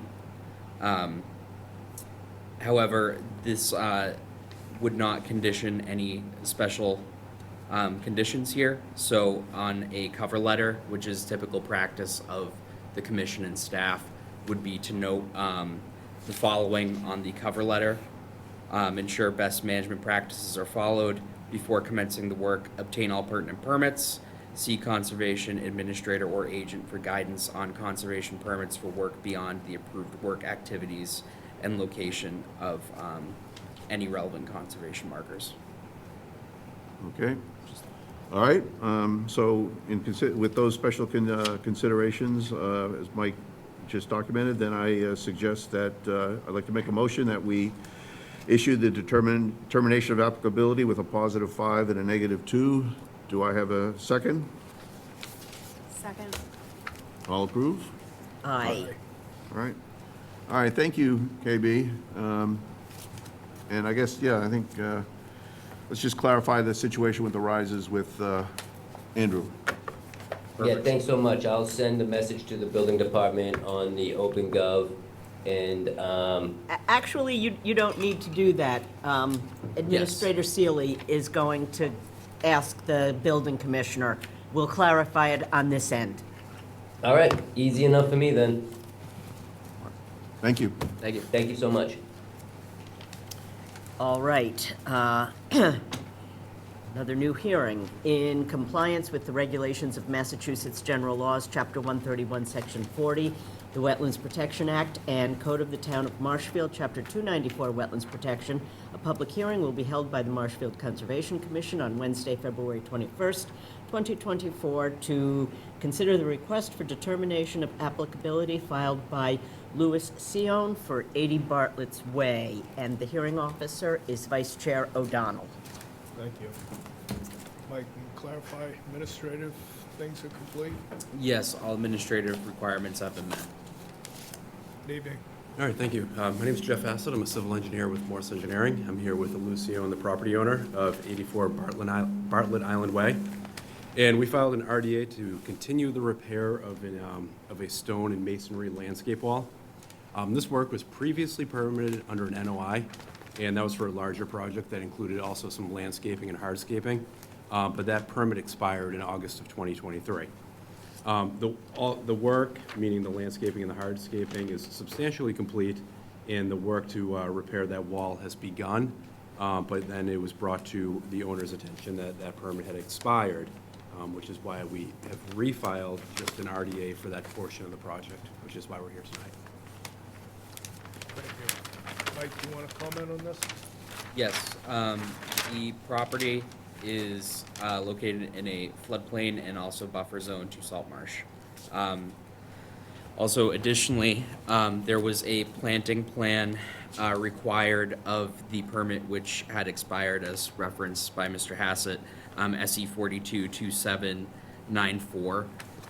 It was indicated that a supplementary notice of intent will be filed for this work under that expired permit, but that should also include a planting plan that was conditioned under 2794. I'm not sure if the planting plan's been completed or if there are any monitoring reports for that as well, but we did not have any in our files. Okay, have the plantings been installed? Done. Okay. So the plantings are installed? So, yeah, once this, the wall is completed, in the very near future, we'll file for a COC on the project. And then, so what's this new NOI? What will that encompass? Can you clarify that? I thought it was for the plantings, but I'm told the plantings are already installed. Okay, it was indicated to me that a separate notice of intent may be filed for this property. I'm not sure if that was ever pursued, but yes. Not that I'm aware of. If it turns out there's some other work that has to be completed, that the permit's obviously expired at this point, we'd file another application for that, Okay, but nothing that I'm aware of. perfect. And we did receive a certificate of compliance request, which will be on the March 6th public hearing, and that would be to close out the conditions from 2794. And that was for the addition, right? I believe so. Yeah, so we had filed 2 NOIs on this, for this property in the past, and one was for this work that we're talking about now, a second one was for a small addition. That COC that we filed is for the small addition. Okay. We'll file this Understood. COC, springtime. Okay, so the only thing you want to do now is complete the stone wall. Exactly. Okay, I took a look up there. Mike, you'll have to verify the planting plan later. We'll close out the COC on it. Yes, once that But, COC is filed. But Yes. some plantings are definitely in place. This time of year, I can't really tell the condition. Comments from other commissioners? Nope, we need to make sure we capture the planning plan, but that will come up with Yeah, the that's really the only thing. COC, so, yeah. Any comments from the public? I see none. I'd like to make a motion to issue a positive number 5 and a negative number 2. And no special conditions, Mike, just Yes, the cover letter will mention ensure best management practices are followed before commencing the work, obtain all pertinent permits, and see conservation administrator or agent for guidance on conservation permits for work beyond the approved work activities. okay, thank you. Do I get a second? Second, All in favor? aye. Craig, second. It's unanimous, Mike. Thank you.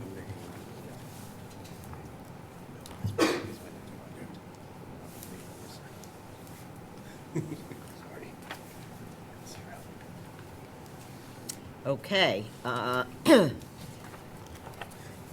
next up is Maycomber's Ridge. In compliance with the regulations of Massachusetts General Laws, Chapter 131, Section 40, the Wetlands Protection Act, and Code of the Town of Marshfield, Chapter 294, Wetlands Protection, a public hearing will be held by the Marshfield Conservation Commission on Wednesday, February 21st, 2024, to consider the notice of intent filed by Todd Bruner, 1 Maycomber's Ridge, and Great. Jeff Hassett again? all administrative conditions are Yes. met? Okay, I am the hearing officer, so go ahead. Thank you. Joining me is Todd Bruner. I'm Todd. Hello. Todd owns the property at 1 Maycomber Ridge. This property is about 5.5 acres in size. Maycomber Ridge Road passes through the property. It bisects the property. And the property is developed with a single-family home that was built in 1802, a detached barn, gravel and paved driveways, and a swimming pool, and lawn and landscaped areas. So we filed it, and the wetlands on the property are shown on the plan in blue. They were delineated by John Zimmer of South River Environmental in April and October of 2023. In addition to the vegetated wetlands, the property is partially within the riverfront area and partially within land subject to coastal storm flowage. So the reason we filed this NOI, the primary piece of work here is to replace the swimming pool. On the site plan, photo 3 is a picture of the pool. It's in disrepair, so the plan is to replace it with a gunite pool in the same location. The only change is squaring off the corners, make it a rectangle, and then you can see the concrete patio around it that will be replaced. The other more minor work is that if you look at image number 2, there's a cinder block wall that goes around it that's about maybe 2 feet tall, and it's not functioning, it's falling over, and so those concrete blocks will be removed, and then it'll just be naturally graded out there. No fill brought in, just soften the slope instead of that falling down wall. The wall just really isn't necessary. Thirdly is removing some gravel over the existing paved driveway that was placed there a couple years ago. And then also over on the other side of Maycomber's Ridge, there are 3 trees that are proposed to be removed. They're right on the edge of Maycomber's Ridge, beginning to interfere, and they're also tall enough that if they fell, they could hit the house. So those 3 trees are proposed to be removed. In addition, we're proposing selective vista pruning, and in the top left corner of the plan, we do have notes specifying that the pruning will be done only to elevated branches, no removal of trees themselves, not to reduce the canopy to less than 90%, and that the contractor should do all the work by hand and meet with the agent before any pruning. So this project should have no adverse impact on the resource areas, in our opinion, and there will be a mulch sock in place during any earthwork. Thank you. Thank you. Mike? Yes, the property is located in land subject to coastal storm flowage, AE 12, buffer zone, and the 200-foot riverfront. As mentioned, interestingly enough, the concrete driveway is existing. It is just under about a foot of gravel that I was told may have been put in for some septic repairs, which were closed out but permitted under SC 422728. As discussed, there's a retaining wall around the pool. It's not really structurally effective, and that area is to be regraded along the natural slope. And the 3 trees over here, I'll put my cursor over them. And then this is the area of the vista pruning. Okay. The regrading of the drive, how impactful is that? How much is going to be? It's just scraping the Just gravel scraping off it. the You asphalt. see where the hedge is? Uh-huh. Right there. The driveway originally was right where the arrow is, and that driveway went all the way out to Damon Point Road. When the addition was put in, the angle going into the garage was very steep. So they put fill in, so that angle wasn't steep, and that meant they had to put fill in on the driveway. And we didn't really want that. We wanted to keep with the original driveway, so I'm trying to bring that driveway back to what it was. But that's, I don't know if that answers your question on impact, but that's, Yeah, no, I just am trying to figure out how much is going to be shifted around, and, yeah. I don't want it any wider. I No. just don't want to have to go on up and as you can see, maintaining that hedge, the elevation, you can't see in that picture, but when you walked around it, I think on Monday, I know when Bert and Mike and I walked around, you can see it's almost 18 to 24 inches above. You Yeah. can't maintain that hedge at all. Yeah. we're third generation in that house. And I remember putting the pool in 1970. And I've never heard of a steel pool. my father-in-law sold steel. And so. So you got a and in steel fact- pool. In fact, his father-in-law was Arthur Harvey Steel of Boston. So he put in steel. And I am certain that on any open inspect, we take that vinyl liner out, that steel, unless someone really did some good corrosive control, we're gonna have to do something. And I'd rather let you know, we gotta repair it rather than reline it. Yeah, it's been there a long time. You've got shrubs growing through Oh, the. yeah. So to clarify, we're actually calling out on the plan, existing steel frame swimming pool to be relined or replaced with gunite pool. Or It replaced sounds like with probably gunite. replaced, Yeah. though. When we took Granny down and we couldn't take care of her from Annapolis, that's when the invasive species said, nice pool. But the liner had been replaced, I think, in 1994, maybe 1995. It was, an active pool all the way up until Granny passed away.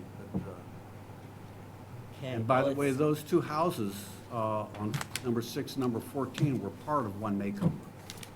Ah. So we had orchards on both sides of Makeover Ridge, and those two houses had to sell the property for medical reasons. Well, it's Wanna know the beautiful. history. It's a beautiful place. I wish I was there with you to do the tour. I know I did it with Bert and. Yeah, I'm Mike. sorry, I rang your doorbell, but. I Yeah, don't- it notified me in Weymouth. We were at a knitting Oh, class. I heard some crackly stuff, That but I could've been the didn't know if cats. somebody was in the house or. Could have been the cats. Yeah, I think it is the best view. It's fabulous. It really you know. is, it really is. Do any other commissioner comments?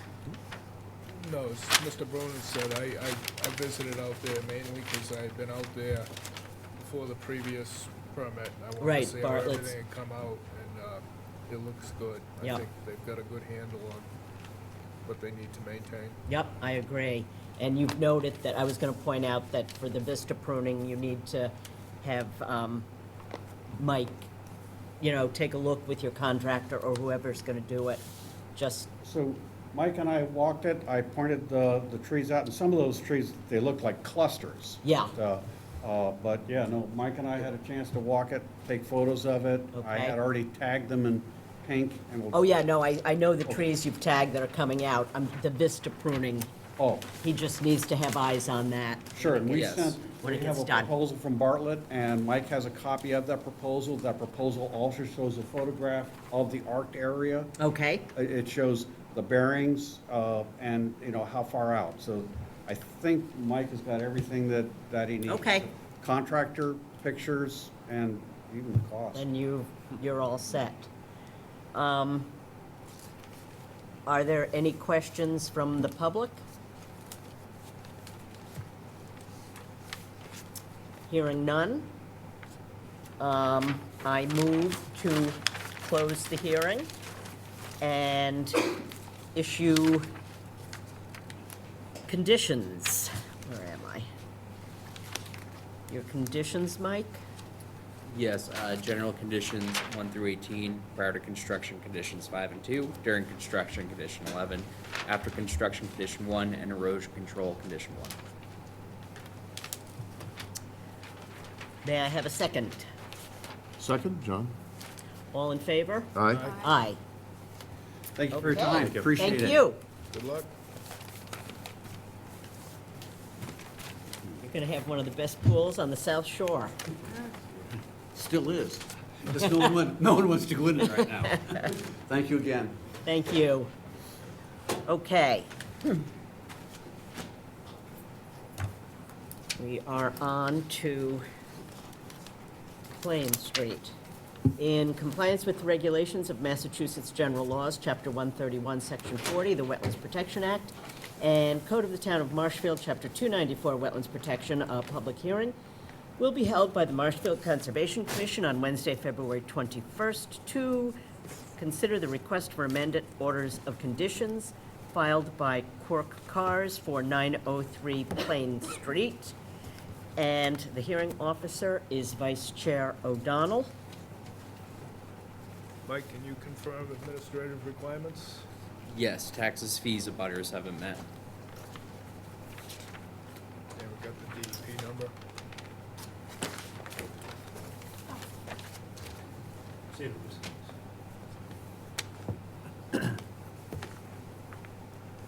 Good evening.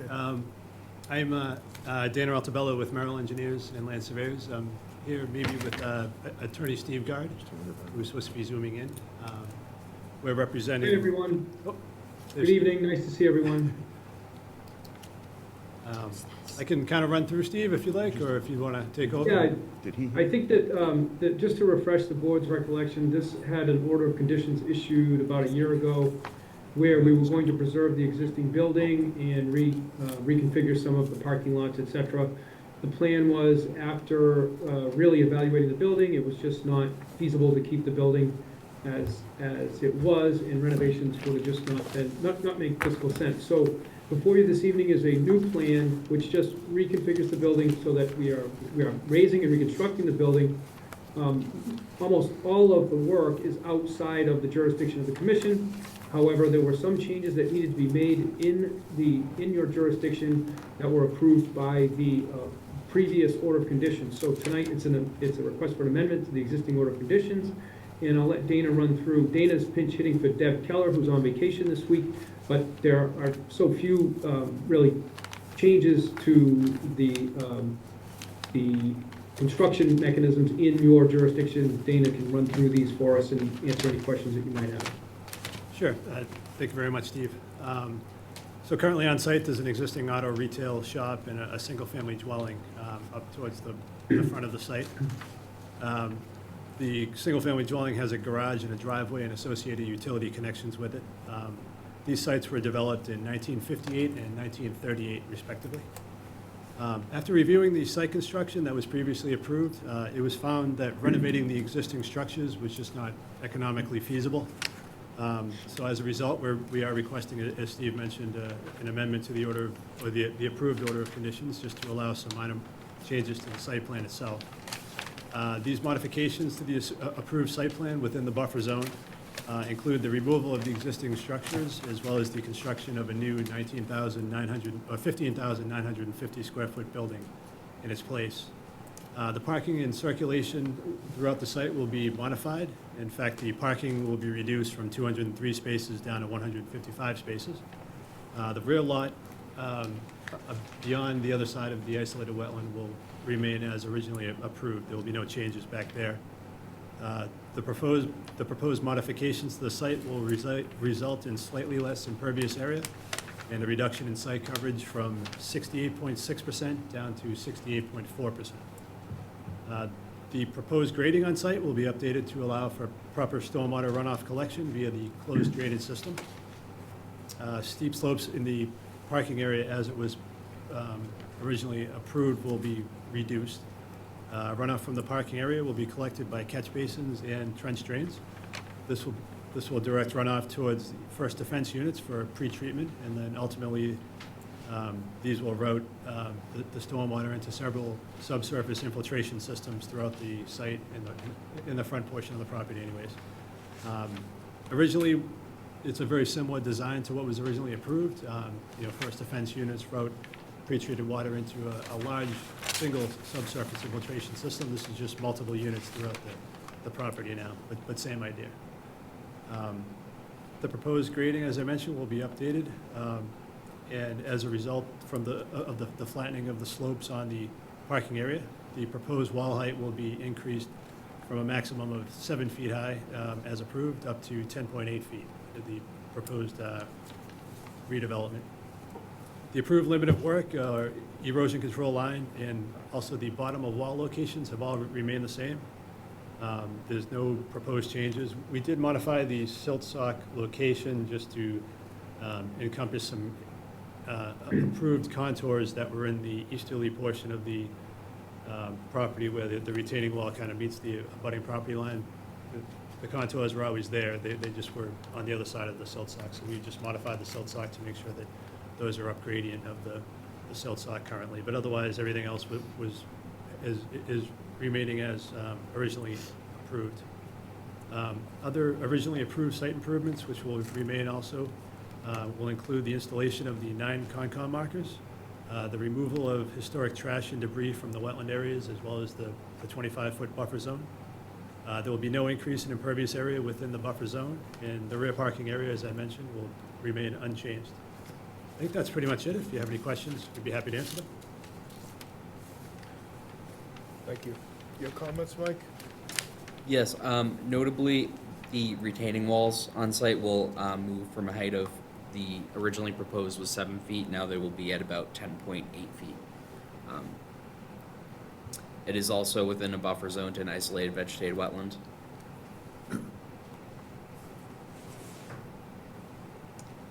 This was previously permitted, as Mr. Altobello mentioned a while ago, and these are to cover some alterations on site. Thank you. So the retaining walls are higher, but they're in the same location? That's correct. And the conservation markers are in the same location? That's before? correct. Yep.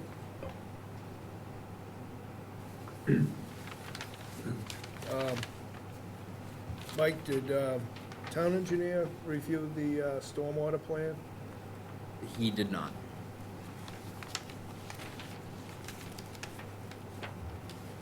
We're gonna be going to, we have to go to the zoning board of appeals on this, so that, I'm sure that that's where Rod and team will go over the stormwater as well.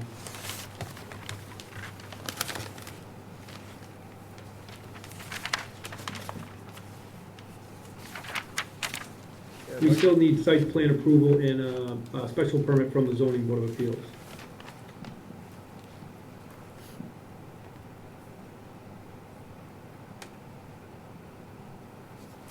I'd like to open it up to other commissioners. Any comments or questions for Dana? Just so I'm sure I'm reading this properly, are the black squares on the interior of both retaining walls, are those the conservation markers? That's correct. Thank you. And that's what I verified, is they're the same as before. As before. So I don't see a big change from our standpoint. You know, the stormwater treatment seems to be improved from what it was before.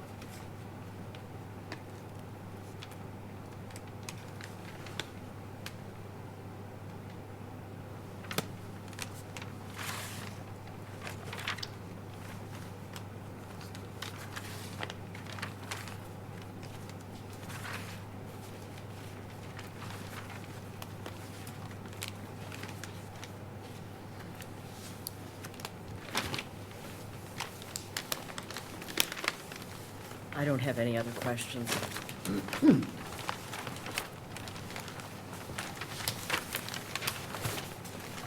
Other commissioners satisfied with this? Any questions or comments from the public? I hear none. Mike, you want to hit special conditions? Yes, I would suggest issuing this with the same special conditions that were issued under SE 423040, the unamended version. I can read those all out if you'd like. Excuse me. Go ahead. Perfect. All work shall be done in accordance with the final approved plans referenced in Section A, General Information Item 8. There shall be no deviation from this plan unless written approval from the Conservation Commission is obtained prior to implementing desired changes. The Conservation Administrator Agent will be the overseer of all work for this project for the Conservation Commission. This order does not relieve the permittee or any other person of the necessity of complying with all other applicable federal, state, or local statutes, ordinances, bylaws, or regulations. The following project-specific conditions apply. All landscape debris, including but not limited to grass clippings, branches, leaf debris, must be removed from the site. Before commencing the proposed work, register both sets of orders, town and state, with the Plymouth County Registry of Deeds, and provide evidence to the Conservation Office. Post the Mass DEP sign and provide evidence to the Conservation Office. Obtain all subsequent permits, local, state, and federal, such as Marshfield Building Department, the Marshfield Zoning Board of Appeals, and any other pertinent permits. Applicant shall observe 310 CMR 10.05 requirements that no work shall commence until applicable administrative appeal periods have elapsed. Per 780 CMR section 105.8, applicant shall notify the building official at least one business day before the start of work and verify all the conditions have been met prior to the start of work. Coordinate pre-construction meeting with the conservation administrator or agent. Post 9 permanent conservation markers as noted on the approved site plan referenced in Section A, General Information, Item 8. During construction of the proposed work, ensure that best management practices and building codes are followed. Ensure debris is removed from the isolated vegetated wetland and buffer zone. Ensure erosion controls in place and do not use hay. Any additional ground surfacing not shown on the plan noted in Section A, General Information, Item 8, whether pervious or impervious, shall require Conservation Commission review. At the conclusion of work described in the plan of record and with the approval of the Conservation Administrator or agent, any erosion control shall be removed and the site shall be stabilized. Any additional ground surfacing not shown on the plan notice in Section A, General Information, Item 8, shall require Conservation Commission review. And then within 30 days of completion of work, the applicant shall file a request for a certificate of compliance, including a signed and stamped as-built site plan. Thank you. I'd like to make a motion to close the hearing and issue conditions as listed. Do I get a second? Second? Second's John. All in favor? Aye. It's unanimous, Mike. Thank you, Dana. Thank you very much. Thank you. Thanks, everyone. Sorry I couldn't be there. I had other commitments on the Martha's Vineyard. Oh, too Luckily, bad. luckily for me, they do Zoom too. But I apologize. I would have liked to have been there in person. You all have a Luckily- good night. Thank you, you too. Okay. We have one new continuation, SE 422973A, 3 Trounce Island. It's continuing to March 6th. May I have a second? Second. All in favor? Aye. Aye. That's what I was here for. Oh, no. No, I'm just an observer from the island. I'm a manager of the Mini Association. I'm sorry, I should have That's read okay. continuations first. Okay, but it's been continued to March 6th. To March 6th. Thank you very much. However, I would suggest that on March 6th, you call the office Right. to confirm. We've asked for additional information. And I was here on February Okay. 7th, so I knew the things that you had asked for. And we learned late this afternoon that they were not Ready- prepared ready- for that ready to- yet. Yes. So I'm sorry that, It's okay. No problem. Thank you very much. thank you. Okay, requests for certificate of compliance, SE 422199, 1 Atlantic Avenue. We still have not resolved this. I thought I got closer, but Mr. Galvin and I were talking about 2 different properties, so this will need to be tabled. May I have a second? Second? All in favor? Aye. Aye. Tedeschi, 162 Bay Avenue, still waiting for a floodplain violation to be resolved, so that will be tabled. May I have a second? Second? All in favor? Aye. Aye. And 1 Jackson Street. So, can you shed any light on this, Yes. Mike? So these photos are from the original permit requesting to repair this wall and put a stone revetment in front of it. It appears that the work has already been done, so I'm unsure why the applicant wants to keep the permit open. However, they have the right to do so. Additionally, it appears that some other work went on in the neighborhood unrelated to this property around the same time that this revetment went in. At least one of those properties was covered under the 2018 the storm emergency. So if they have the right to extend, and they're asking to extend,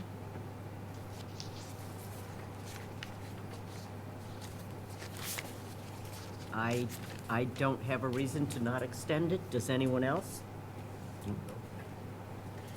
Okay, I move to grant an extension for 1 Jackson Street, SE 422560. May I have a second? All in favor? Aye. Aye. That concludes our business. I move to close the hearing of the Marshfield Conservation Commission, Wednesday, February 21st, 2024. A second, please. Second? All in favor? Aye. We are adjourned.